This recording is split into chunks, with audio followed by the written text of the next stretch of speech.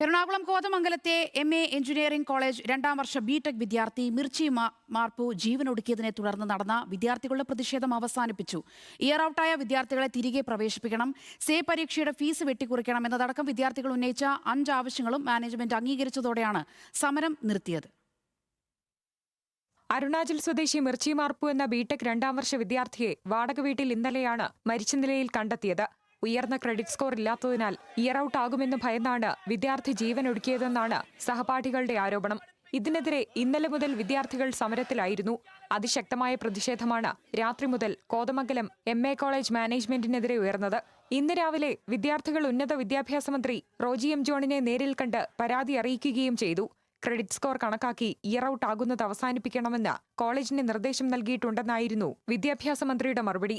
എന്നാൽ കൃത്യമായ പ്രതികരണത്തിന് മാനേജ്മെന്റ് തയ്യാറായില്ല. ഇതോടെ അവധി ദിവസമായിട്ടും രാവിലെ മുതൽ വിദ്യാർത്ഥികൾ കോളേജിൽ സംഘടിച്ചെത്തി പ്രതിഷേധം കടുപ്പിച്ചു. നാട്ടുകാരും കുട്ടികൾക്കൊപ്പം കൂടി കോളേജ് കവാടം ഉപരോധിച്ചു.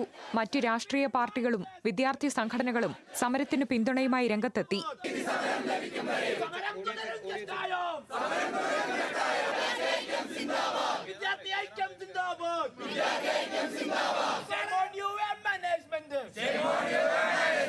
വിദ്യാർത്ഥി പ്രതിനിധികളുമായി ചർച്ച നടത്തുകയല്ലാതെ മറ്റൊരു വഴിയും മാനേജ്മെന്റിനില്ലാതായി.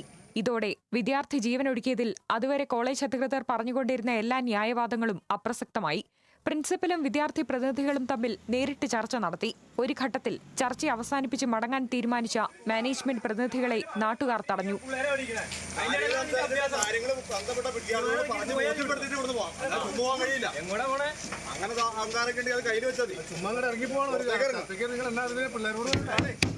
വിദ്യാർത്ഥികൾ മുന്നോട്ട് വെച്ച 5 ആവശ്യങ്ങളും അംഗീകരിച്ചതായി പ്രിൻസിപ്പൽ ബോസ് മാത്യു അറിയിച്ചു.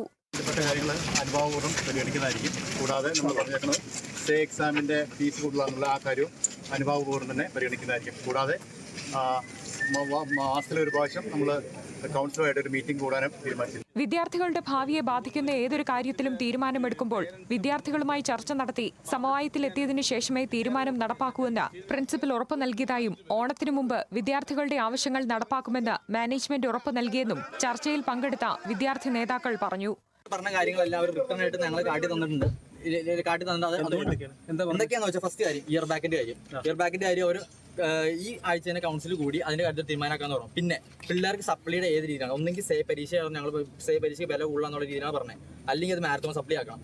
ഇത് നമ്മൾ ഉദ്ദേശിച്ച രീതിയിൽ കാര്യങ്ങൾ പോകണം, അല്ലെങ്കിൽ കൗൺസിൽ നമ്മൾ ഉദ്ദേശിച്ച രീതിയിൽ എല്ലാ കാര്യങ്ങളും പോകണമെങ്കിൽ നമ്മൾ ഉറപ്പായും പ്രതിഷേധം തുടരും. നിലവിൽ നമുക്ക് സംവിധാനമായ ഒരു തീരുമാനമാണ് എടുത്തേക്കണേ.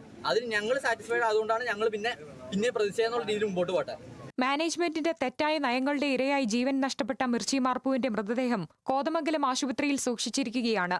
വിദ്യാർത്ഥിയുടെ ബന്ധുക്കൾ എത്തിയതിനു ശേഷം തുടർ നടപടികൾ സ്വീകരിക്കുമെന്ന് പോലീസ് അറിയിച്ചു. നിലവിൽ അസ്വാഭാവിക മരണത്തിനാണ് പോലീസ് കേസെടുത്തിട്ടുള്ളത്. ന്യൂസ് മലയാളം, കൊച്ചി.